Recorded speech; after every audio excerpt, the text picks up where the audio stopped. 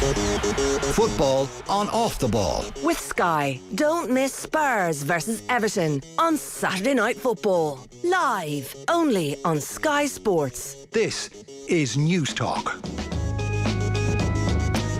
All right, it is Thursday night on Off the Ball. That means it's time to talk to John Giles. Evening, John.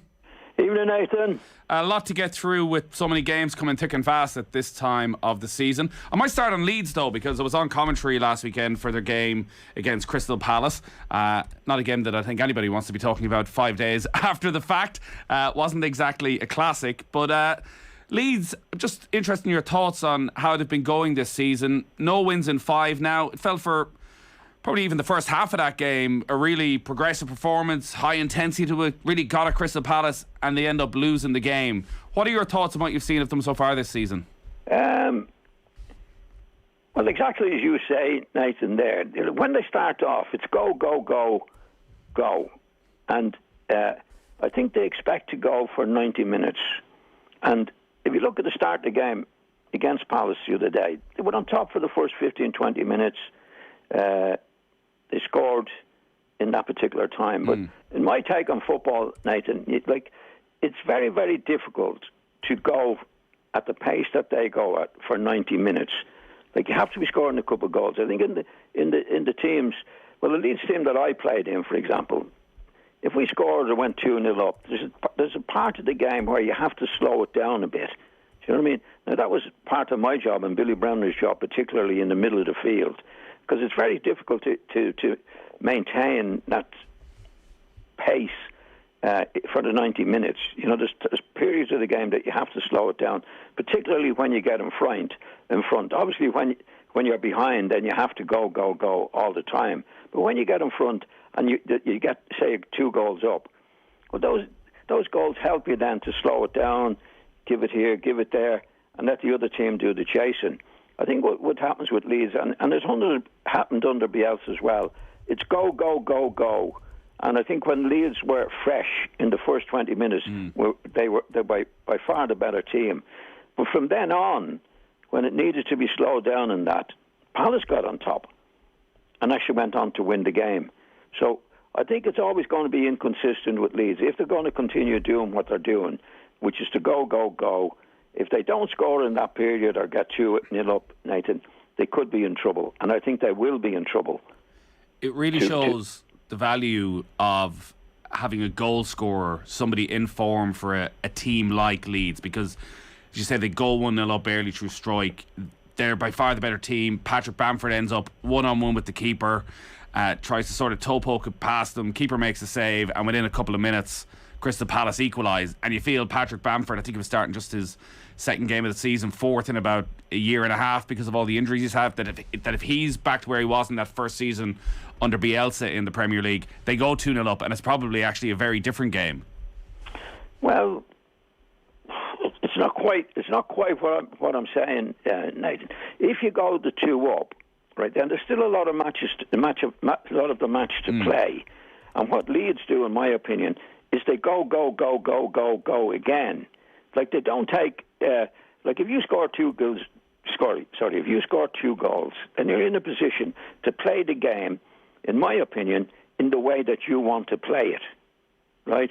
Which is to slow it down, not go for the other goal, but slow it down and then go on your own way, because the other team have to press you when they go 2 behind, right? But in Leeds' case, they have to be going all the time.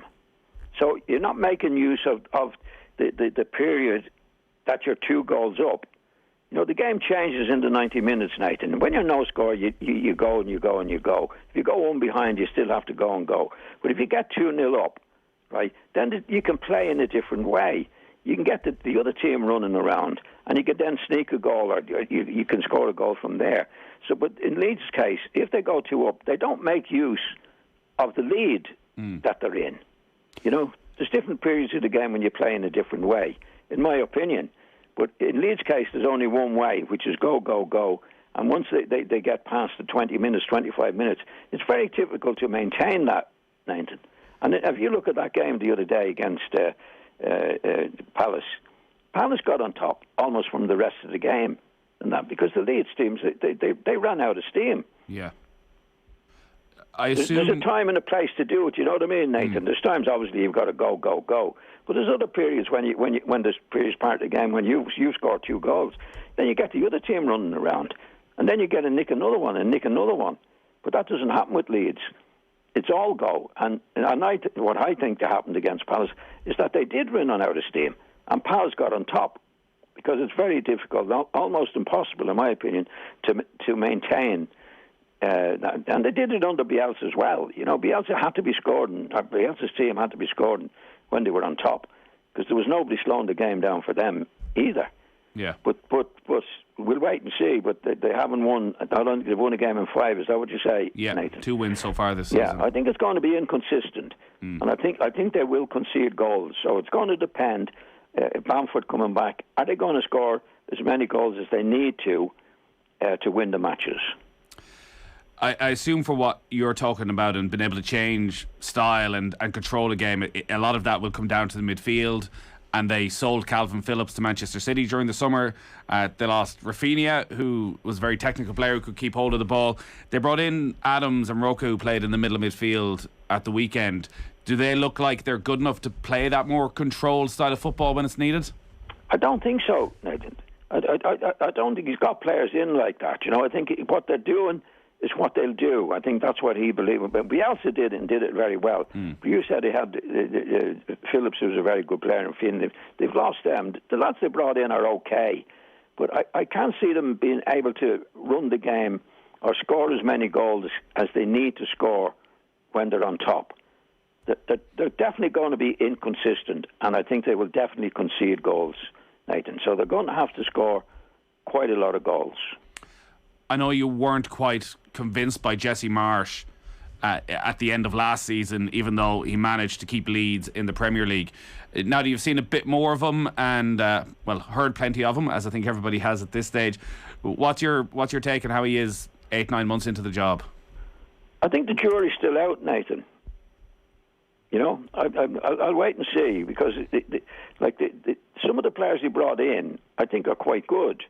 I don't think they're as good as Phillips and Rafinha, but they're quite good. And there'll be a lot of matches where what they're doing will suit them. But I don't know if there's going to be enough matches to keep them safe, to be honest. You used the phrase there, go, go, go, and every time I've heard that from you over the last years, it's generally been talking about Liverpool and the way that they played in recent times. There hasn't been much go, go, go about them lately. Like, is that still the Liverpool way, or do you think Klopp has tried to change it and it's just not working?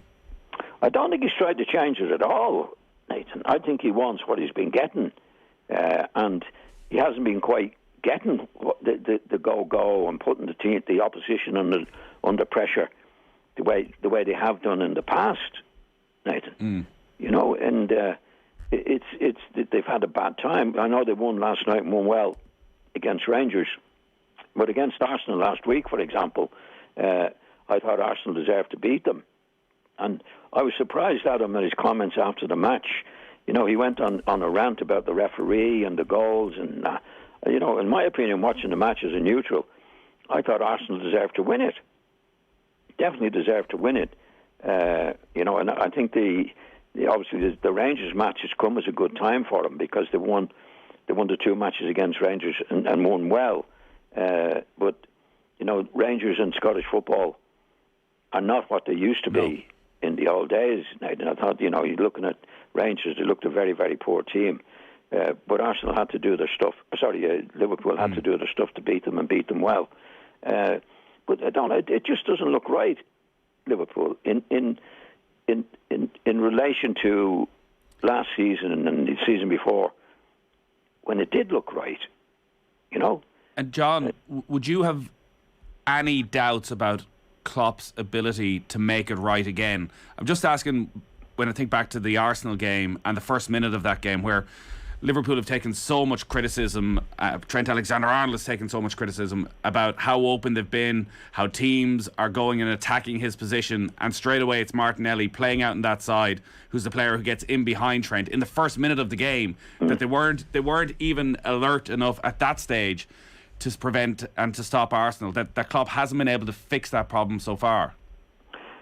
No, I don't think he's tried to fix it, Nathan. You know, the comments he made a couple of weeks ago, within the last couple of weeks, about Alexander, he said, I'm amazed at all the criticism that Alexander's getting. I don't see it. You know? Well, everybody can see that when Alexander comes under pressure, it's really, really dangerous for Liverpool. And I think what's happened to them this season, with them not playing as well as they have done in previous seasons, Nathan, they're not attacking as much as they were. Now, if you're not attacking as much as you were, then you have to defend more. So the emphasis is on Alexander a lot more, in that when they were on top, and don't forget, when he gets forward, he is brilliant, right? But if you're not playing as well as you have been playing, then you're going to be defending. Now the emphasis is on Alexander to defend, and I don't think he's been able to do it. So I can't understand what Klopp's comments about him saying. I don't see what everybody else is seeing. I just don't understand it. You know, but when he has to defend, he's very, very poor, as he was against Arsenal and other teams. When he's going forward, he's brilliant. But you're not going forward as much now as you were in last season or the season before. So you're going to be under more pressure. So I can't understand how he doesn't see that and do something about it, Nathan, you know? Where Liverpool are on the table at the moment, then, they just have 2 wins, 4 draws, 2 defeats. They're 10th, 10 points from their 8 games so far. And it's quite alarming, the dip. Like, they're already 14 points behind Arsenal at the top of the Premier League.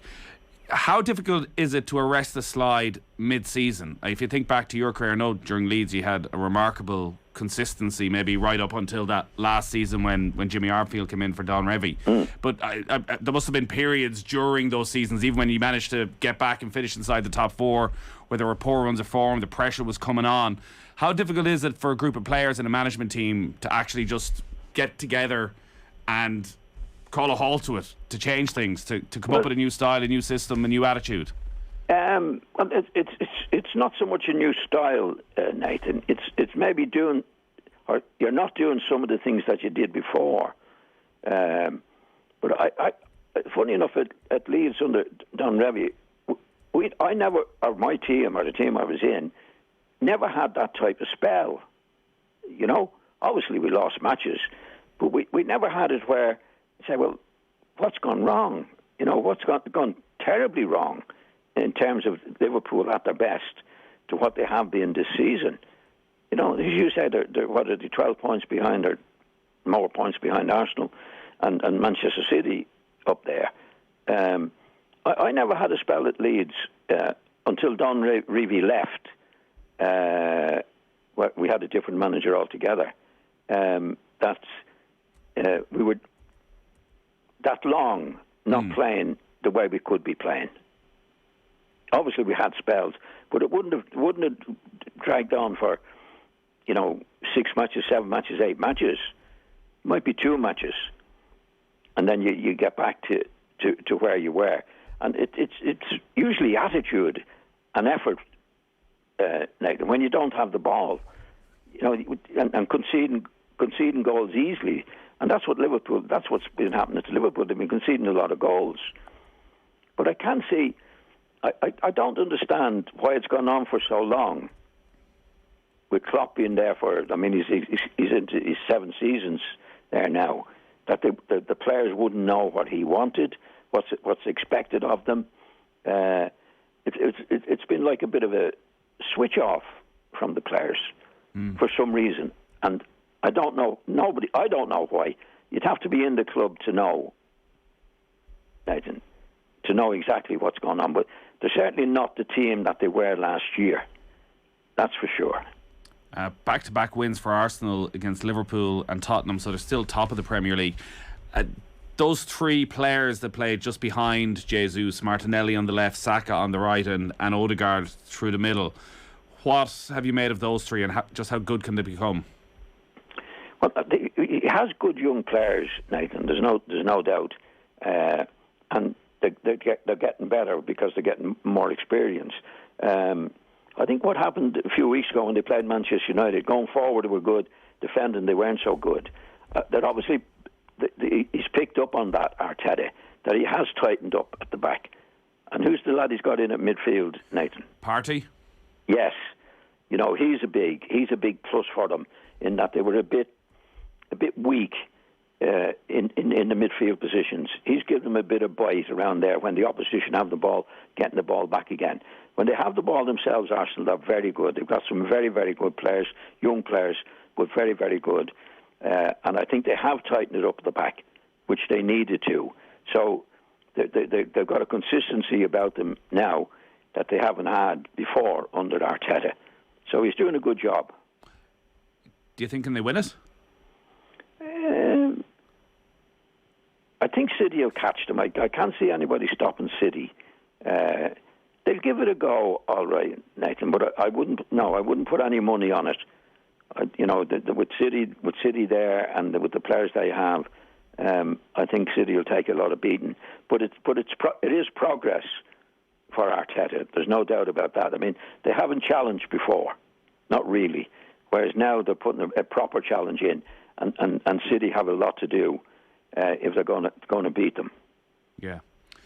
All our football coverage here on Off the Ball is brought to you by Sky. You can watch all the games every weekend in the Premier League live on Sky Sports.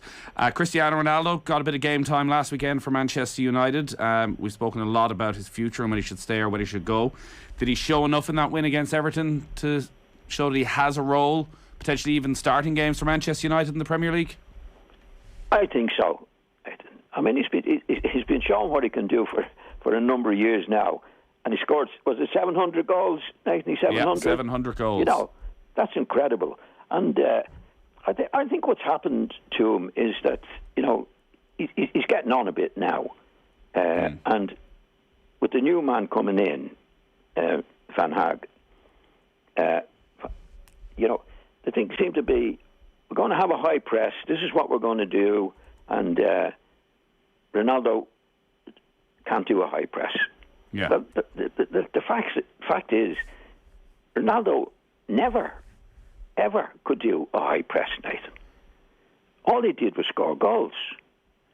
And if you got a guy who scores the way he scores, you have to live with him. You have to live with, he's not going to do the high press. You know, scoring goals is the most important thing in football. And it's the most difficult thing to do, scoring in football.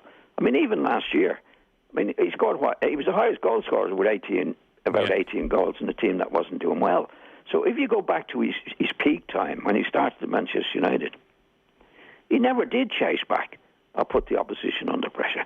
And I remember watching him as a young fella, and I thought, this fella's not going to do it. He's too lazy. He's not running back. I didn't know he was capable in the future of scoring the goals that he did. So, like in my time, and I'm going back in my time again, like when Jimmy Greaves played, Jimmy Greaves was a genius. I played against him a lot, Nathan. Jimmy Greaves didn't chase anybody back. He hardly ever got a tackle in. But he was scoring goals left, right and centre. And he was playing in a great Spurs team with Danny Blanchflower and Dave Mackay. Dave Mackay was a great player, and he was a hard nut, right? He would really, really get stuck in. But I never ever heard him getting on to Jimmy Greaves about not getting back in that. Because they could live with him. Jimmy Greaves was going to score 40 goals a year in really, really important matches. He was a genius. Dennis Law was similar in his own way. He was a bit more aggressive than Jimmy Greaves, but he wasn't a chaser back. Now and again he would. And he was more dynamic than Jimmy Greaves. There were obviously two great strikers, different styles. But Dennis wasn't a lad that was going to chase around up front, because his job was to score goals. And when you're playing with players like that, in my opinion, Dave Mackay and Danny Blanche playing with them, you live with them. You know, if he's going to be scoring goals, you're going to live with him, because they're exceptional.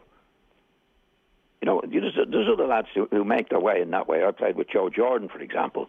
You know, Joe wasn't a great finisher, but he could put the opposition under pressure. He could do all sorts of things like that. Yeah. Right? But to get these geniuses, you live with them.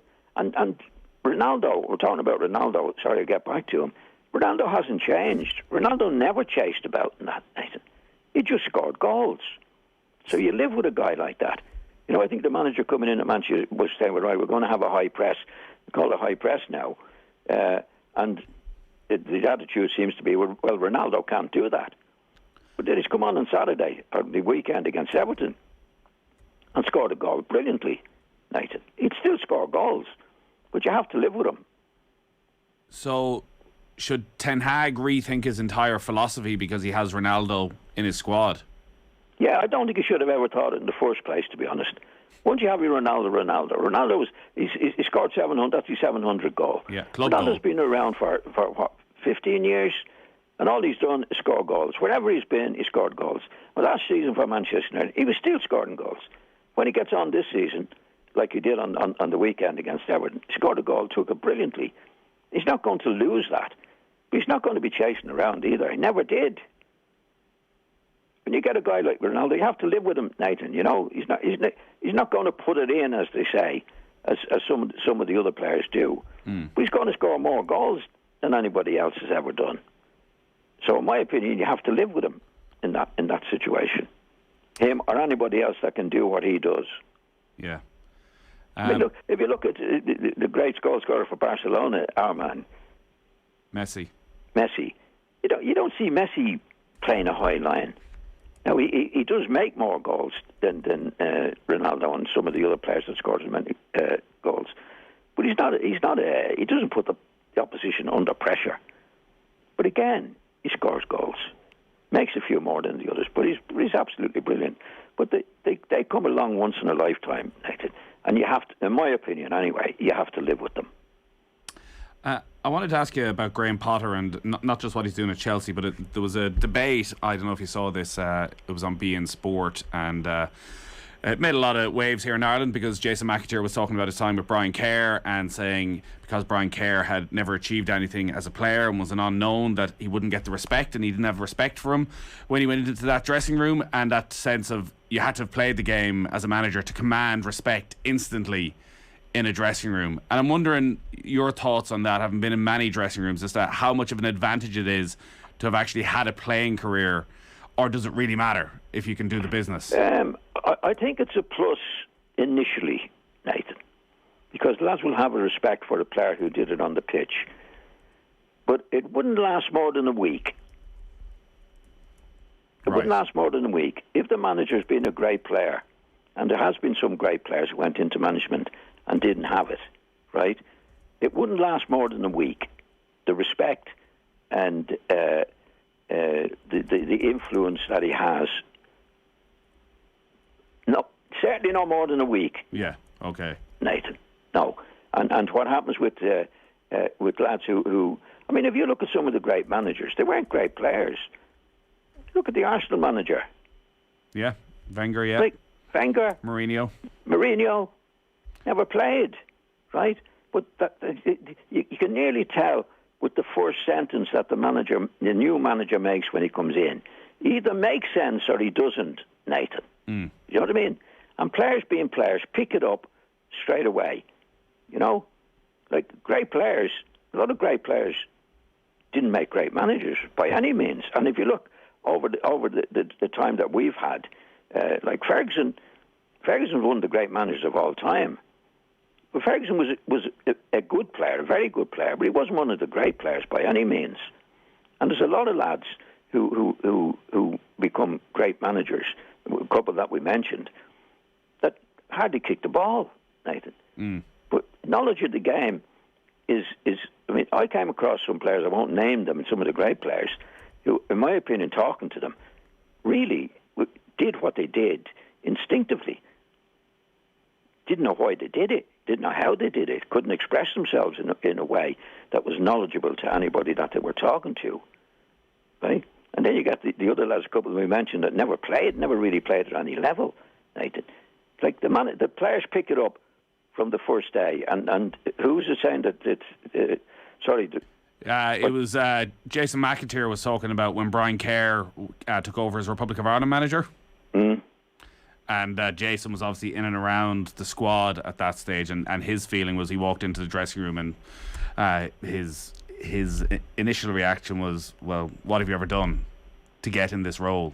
Yeah, but that's always a player's reaction. What have you done, right? But they have to listen to the manager. And my take on it is, if the manager is knowledgeable right, like Wenger obviously was and Mourinho obviously was, then he gets them straight away. And I've heard of great players gone in, Nathan, and they lose it after the first meeting because they're talking rubbish. Yeah.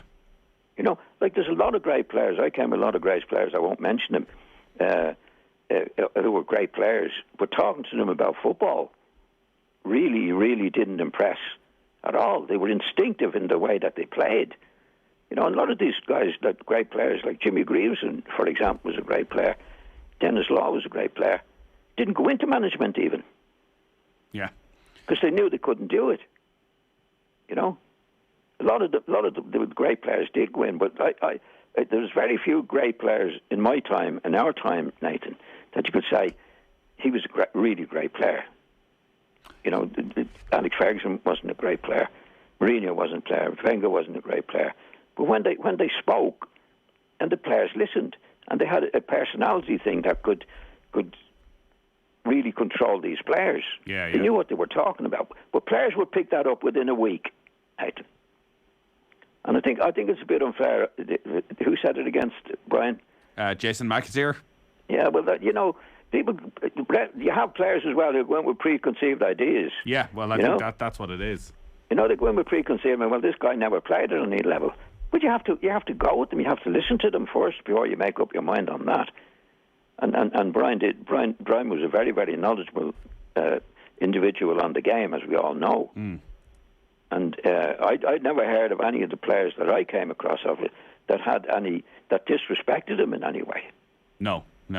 Yeah. No. All right, I think we can leave it there. John, great stuff as always. Okay, Nathan. John Giles with us. Thanks again. Thanks a million. John Giles with us every Thursday night on Off the Ball. If you missed any of that, of course, subscribe to the football show, OTB Football, on the app, and you'll get all our football podcasts straight to your phone every day of the week. Football on Off the Ball. With Sky, watch Liverpool take on champions Man City on Super Sunday. Live, only on Sky Sports. This is News Talk.